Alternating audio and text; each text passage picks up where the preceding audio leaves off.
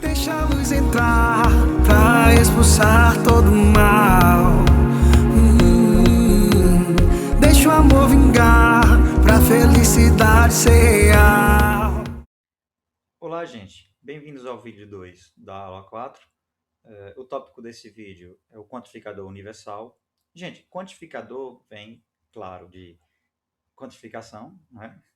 E que, por sua vez, tem a função de criar proposições, podemos dizer assim, criar proposições a partir de funções proposicionais, só que de maneira não usual, como a gente estava aprendendo até no vídeo passado. Mas sim, gente, sem aplicar o sujeito. Ah, professor, como é que funciona isso? Bom, vamos ver, certo? Bom, gente, então vamos lá. Vimos que uma maneira de obtermos proposições é dar valores para as variáveis de uma função proposicional P. Gente, aqui vamos nos concentrar em funções proposicionais de uma variável só, certo? Depois a gente generaliza, né? Nas próximas aulas a gente vai generalizar, quando a gente for falar de quantificação agrupada, certo? Mas essa não é a única forma de obter proposições usando uma função proposicional P. Foi o que eu falei para vocês. Não é só aplicar o sujeito que você obtém proposições. Tem a maneira de usar quantificadores. Né? O que significa isso? É você dizer que um predicado é verdadeiro para alguma quantidade de elementos de seu domínio. Você tá, professor? Não estou entendendo. Bom, gente, quando a gente for falar dos casos particulares, vocês vão ver que vai ficar mais simples de entender. Certo? A área da lógica que estuda a quantificação é chamada de cálculo dos predicados. Certo? Então, nesse vídeo nós estamos interessados no quantificador universal. O que significa isso? Vamos tomar uma função proposicional, né? Um predicado, P, né? E a quantificação universal de P, ela é a proposição. Aí tem esse símbolozinho que parece um A de cabeça para baixo, você sempre vai ler ele como para todo. Então, para todo x, P de x. Percebam, gente, que você não está aplicando diretamente o sujeito na P, na P, né? Você quer saber se P é verdade em todos os x. Percebeu? Então, você não está aplicando para você obter a proposição.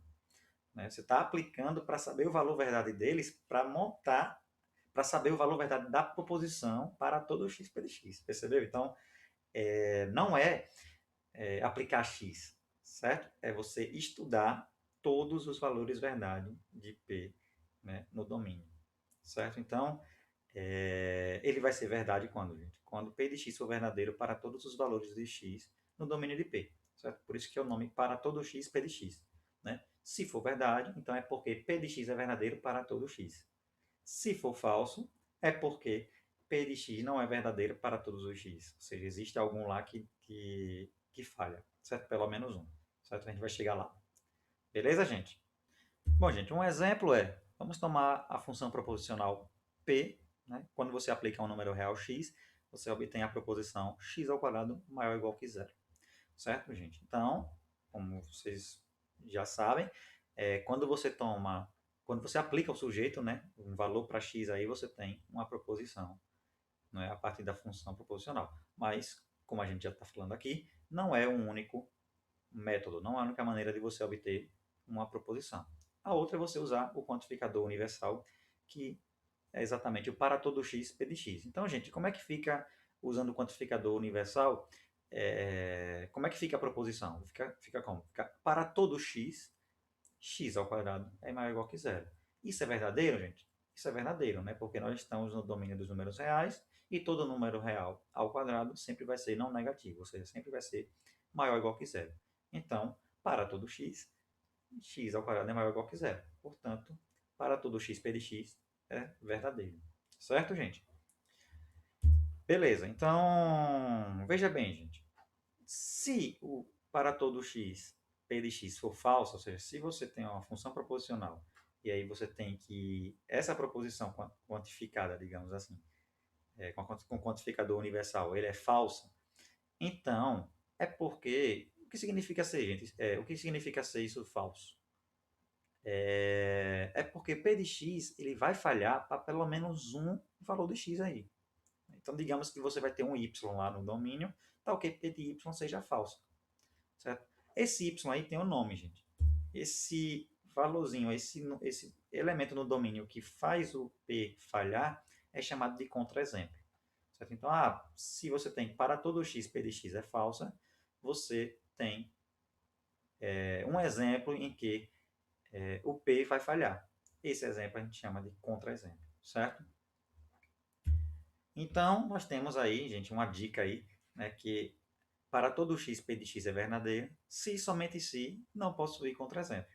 Né? Ou, melhor ainda, para todo x, P de x é falso, se somente se possuir pelo menos um contra-exemplo. Certo, gente? Bom, gente, então peguei um exemplo aí um pouquinho mais elaborado, né? Vamos voltar ao ensino básico aí, certo? De estudo de funções, estudo de sinais, na verdade. Então vamos lá, vamos pegar a proposição P, a função proposicional P, né? Quando você aplica a x, é exatamente a proposição x ao quadrado menos 3x mais 2 maior ou igual que zero, certo? Então, o exemplo pede para você verificar se para todo x p de x é verdadeiro no domínio dos números reais. Então, como é que a gente faz isso aí, gente? Primeiro, nós temos que estudar, né, o sinal da função quadrática x ao quadrado menos 3x mais 2. Certo? Então, calculando os zeros, nós vemos que x0 é igual a 1, x1 é igual a 2, você pode usar Bhaskara e por aí vai. Certo? Então, nós temos que, a gente consegue decompor esse polinômio, né, x ao quadrado menos 3x mais 2, como sendo x menos 1 vezes x menos 2. Certo, gente? Lembre que é sempre o termo líder, né, no caso é 1, que está aqui na frente, ó, né, 1, aí vezes x menos uma raiz vezes x menos a outra raiz, certo? Então, só para lembrar como é que você decompõe polinômios de grau 2, certo? Na verdade, de geral, né? Qualquer grau. Se você tiver as raízes, já pode fazer. Gente, então vamos analisar o sinal, certo? Se x for menor que 1, o que é que vai acontecer? Então você vai ter que x menos 1 é menor que zero e x menos 2 é menor que zero. Então, se você faz o produto de dois números negativos, você vai obter, né, menos com menos, mais. Então, você tem que aquela x ao quadrado menos 3x mais 2 é positivo, certo? Item 2. Se você tem que x é maior que 2, então x menos 1 é maior que zero e x menos 2 também é maior que zero. Mais com mais, mais. Portanto, o sinal de x ao quadrado menos 3x mais 2 é mais, é positivo, certo? Se x for igual a 1 ou se x for igual a 2, então, claro, como eles são zero, né, ele vai ter que anular o x ao quadrado menos 3x mais 2. Né? Basta olhar também a decomposição, se você aplicar, vai ser zero vezes alguma coisa, que sempre vai ser zero, certo? Por fim, gente, se você pega no intervalo entre 1 e 2, aberto, né, então, o que, é que vai acontecer? Você vai ter que x menos 1 é positivo, né, porque x é maior que 1, mas x menos 2 é menor que zero, porque x é menor que 2. O que, é que vai acontecer? Mais com menos vai ser exatamente menos. Então, você tem que x ao quadrado menos 3x mais 2, ele é negativo. Se ele é negativo, gente, ó, o que acontece é que x ao quadrado menos 3x mais 2 não é sempre maior ou igual que zero.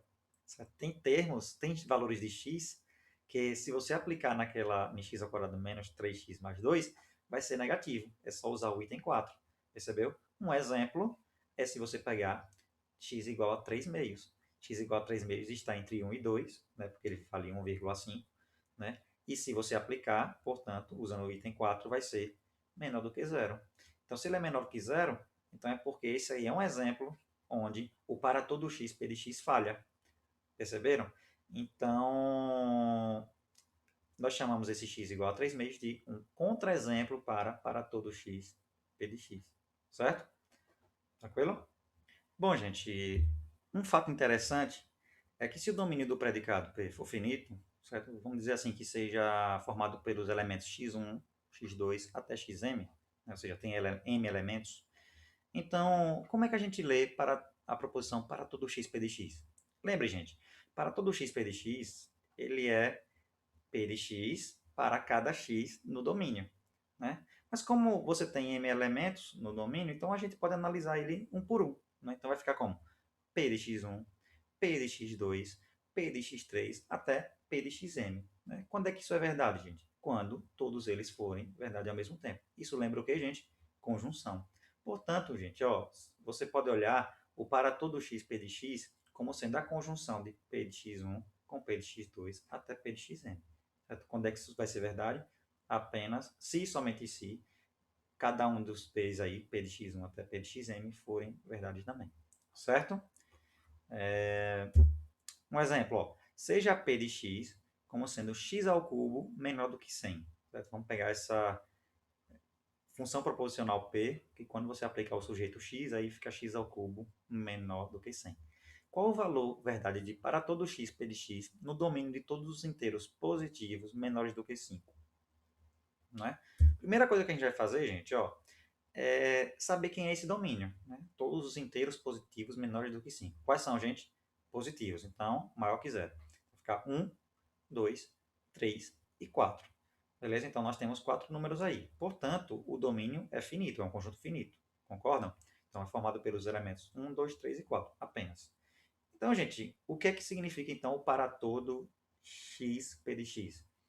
Vai ser a conjunção p aplicada a 1 com P aplicada a 2, P aplicada a 3, P aplicada a 4. Gente, ó, essa conjunção, quando tem mais de duas proposições, né? Esqueci de falar lá em cima, basta você fazer a cada dois, certo? Ou seja, você vai obter uma proposição fazendo conjunção de P1 com P2, essa proposição nova você faz com P3 e depois você faz com P4, ou seja, vai fazendo 2 a 2, certo? E aí, gente, vamos lá. P de 1, o que é P de 1? É que 1 ao cubo é menor do que 100. Isso aí é uma proposição verdadeira, certo? P de 2 é 2 ao cubo é menor do que 100. Também é uma proposição verdadeira. P de 3 é 3 ao cubo menor do que 100. É uma proposição verdadeira. Por fim, P de 4 é a proposição 4 ao cubo menor do que 100, que também é verdadeira, né? Porque 4 ao cubo é 64. Então, gente, como todas elas são verdadeiras, então a conjunção será verdadeira, né? Portanto, o para todo x p de x vai ser verdadeiro. Beleza, gente? Então, lembre bem, domínio finito, né, vira conjunção, né? O quantificador, a quantificação universal é, na verdade, uma conjunção, certo? Esse aqui, gente, é o fim do vídeo 2 da aula 4. Nós nos vemos no próximo vídeo.